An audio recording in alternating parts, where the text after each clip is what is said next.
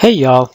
In this class of physics, we're going to learn how to extract information from a position-time graph.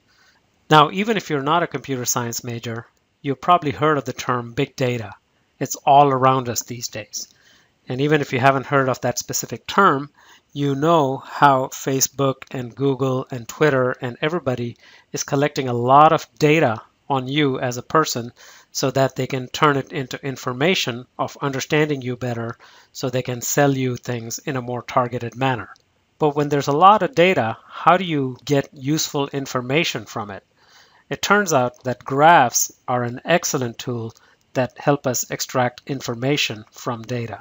However, this is going to require a lot of work. Graphs are not visually intuitive as motion diagrams were, so you don't have a situation where what you see is what you get. You got to pay attention to what's plotted versus what, and observe the tick marks and units before you can extract information from graphs.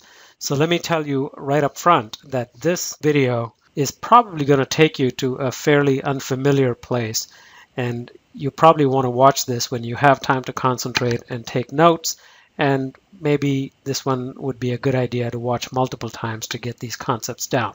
Now, in particular, we're talking about the position time graph, and the data part of a position time graph is that it simply plots the position of an object as it moves at various points in time. The information part of it, where graphs become powerful, is that by looking at this graph, we'll learn about how to derive a lot of useful information about the motion, such as the direction of motion, the speed of motion, the displacement, velocity, etc. So let's get started with an example.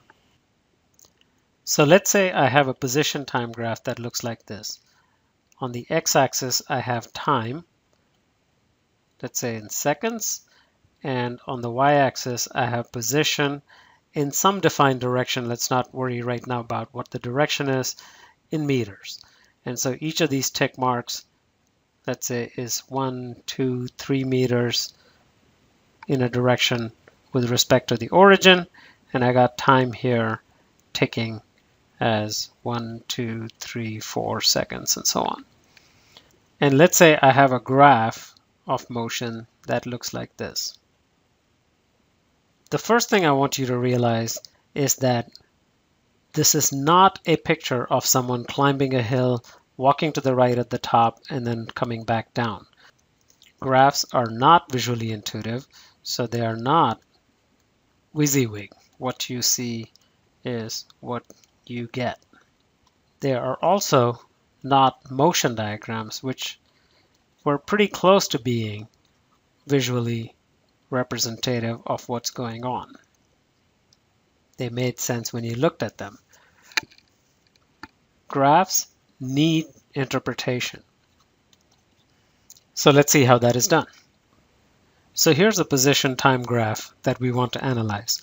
The very first thing you want to do when you look at a graph is to pay attention to what's plotted with respect to what. And in this case, we have position north of the origin of some defined origin in meters, plotted with respect to time in seconds. And you can also look at these tick marks to see that this position here, for example, any point along this line here would be 5 meters north of the origin, and any point along this vertical line here would be at a time of 4 seconds. So let's see what kind of information we can get from looking at this graph. And we will do this by analyzing the different segments of motion. So we got the starting of motion, let's call that point A, and let's call this at point B when something changes, C here when something changes again, and D here when something changes again, and finally E when the graph is done. And let's also number these segments. AB segment would be number 1, BC segment would be number 2, CD segment would be number 3, and DE segment would be number 4. And we're going to analyze each of these segments independently to see what's happening here. So first, let me move this to the side to create more room for work.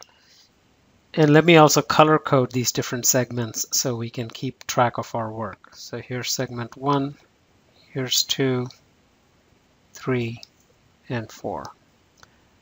So focusing on this very first segment, we've got the object starting at the origin at time 0 and moving to a position that is 6 meters north of the origin at time 4 seconds.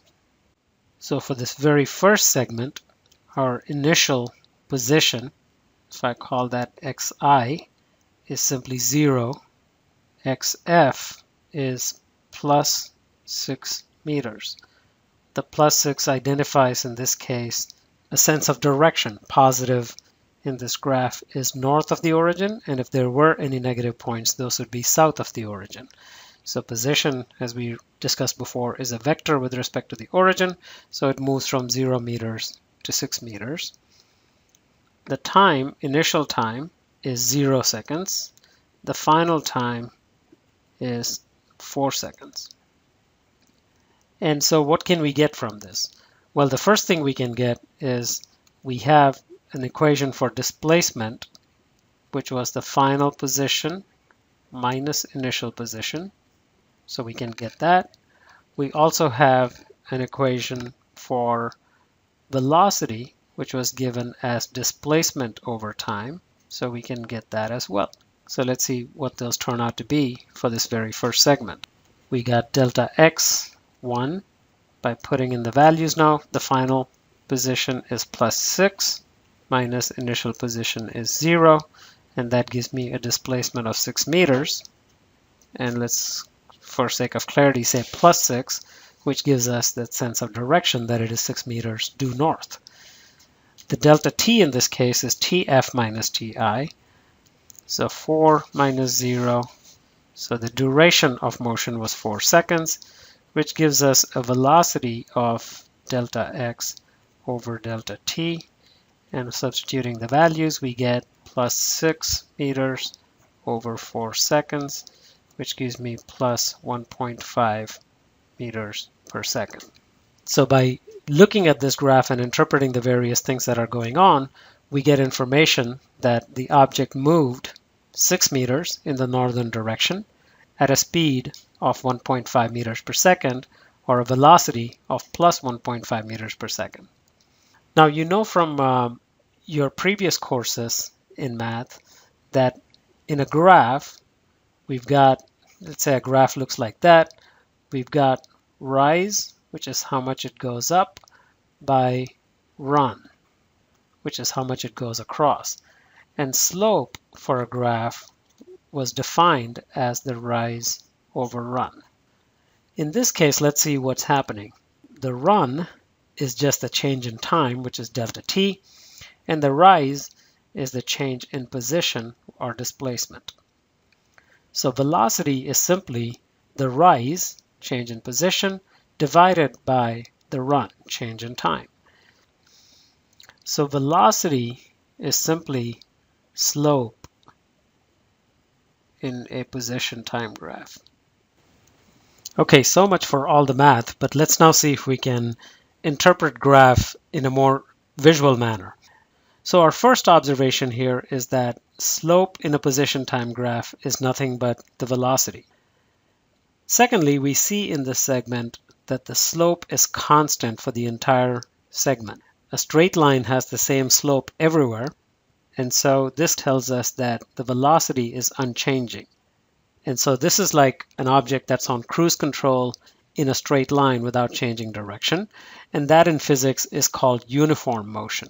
So whenever we see a straight line in a position time graph, that means the velocity is constant and it's a uniform motion. Thirdly, you know that a slope like this is positive, that goes up as it goes to the right, and a slope like this is negative, the one that goes down as it goes to the right.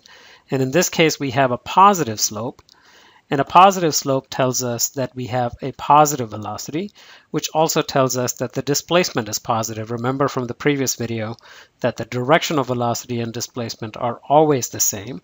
So whenever we see in a position time graph something that's moving up as it's moving to the right, we can conclude that the object is moving in the positive direction. Displacement and velocity are both positive. That's our third summary point here. Okay, let's now move on to the second segment, which was between B and C. You can look at this graph here and see that it's a flat line, it's a horizontal line. And looking more closely, what it's telling you is that while the time is ticking from 4 seconds to 6 seconds, the position of the object remains unchanged at 6 meters north of the origin. So what does that mean? Well, it means that the object has come to a stop. It's at rest for a period of 2 seconds at a position of 6 meters north of the origin. Back to some math. Let's just quickly see if we can figure out some of these things mathematically. So we've got delta x 2, displacement for 2, would be the final position minus the initial position. The final position is plus 6 meters. The initial position is also plus 6 meters for this segment. So that gives us a displacement of 0, which is consistent with an object at rest. And velocity 2 is simply the displacement over the time duration. And in this case, the displacement is 0. The time duration from 4 seconds to 6 seconds would be Tf minus Ti. So that's 0 over 2, which is also 0, which tells us once again that the object is at rest. So that brings us to another key point in our summary, which is a flat or horizontal line in a position time graph implies that the object is at rest. Now let's move on to the third segment. We've got between C and D, we can see that the slope is negative now. It's moving down as it's moving to the right. So that tells us that the velocity is negative and displacement is negative, which tells us something about the direction of motion. So our fifth summary point is that the sign of the slope, or the sign of the velocity, since slope is the velocity in a position time graph, tells us about the direction of motion. So let's just see if we can work some of that out. The delta x3 for the third segment of motion is going to be the final position, which here is 2 meters north of the origin, so plus 2, minus the initial position for that segment was at 6 meters, plus 6. So that gives us a displacement of minus 4 meters, and minus 4 in our coordinate system means that it's a displacement towards the south. The object has turned around and is moving back toward the origin.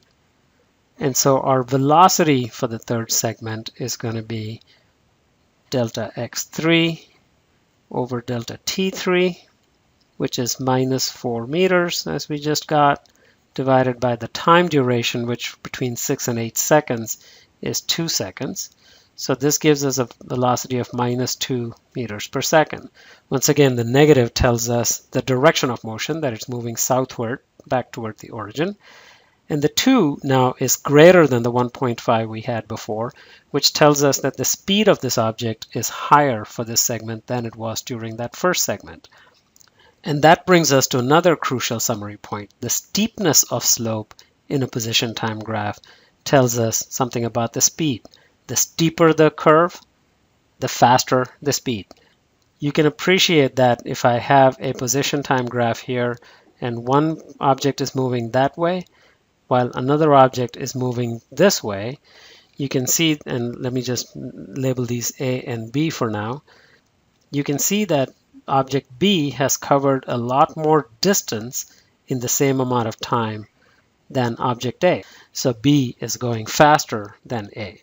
Steeper the slope, faster the object. Now that's not true only for positive slopes as I've shown here, it's also true for negative slope.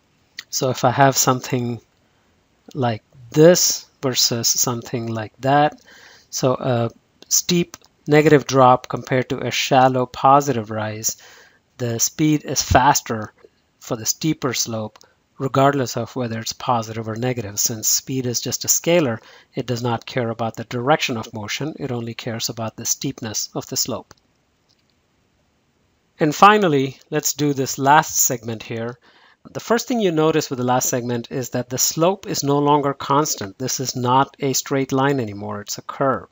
The slope at the very top is like that, so pretty steep, whereas the slope at the bottom is like that, pretty shallow.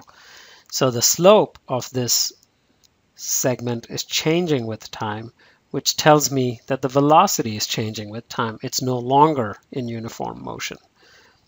but we can still figure out the average velocity of a segment even though it's changing. So our delta x4 will be 0 meters as the final position minus plus 2 meters, which was the initial position, which is minus 2 meters. That makes sense. The object went from a position of 2 meters north of the origin to the origin, so it moved 2 meters southward. So V4, I'm going to do it here since I'm running out of room at the bottom, is delta x4 over delta t4, and that is minus 2 meters divided by the time interval from 8 to 10 seconds is also 2 seconds. So that gives me an average velocity for that segment of minus 1 meters per second. The negative tells me the direction that the object is moving towards the south, and the 1 meter per second is the average speed for that. So our last summary point that corresponds to that is that when the slope in a position time graph is changing with time, it's no longer a straight line. That means velocity is changing with time, which implies that there is some acceleration. It's a concept that we're going to get into in the coming weeks. Okay, y'all, in this class of physics, we learned a few things. We learned that graphs can be a powerful tool in extracting information from data, but we also learned that this takes a lot of work. We need to learn how to interpret graphs and how to tease out the information from it. And then specifically, we looked at a position time graph and saw how we can interpret straight lines, non-straight lines, steepness of lines, flatness of lines, all of that to tell us something about the motion of the object. Thank you.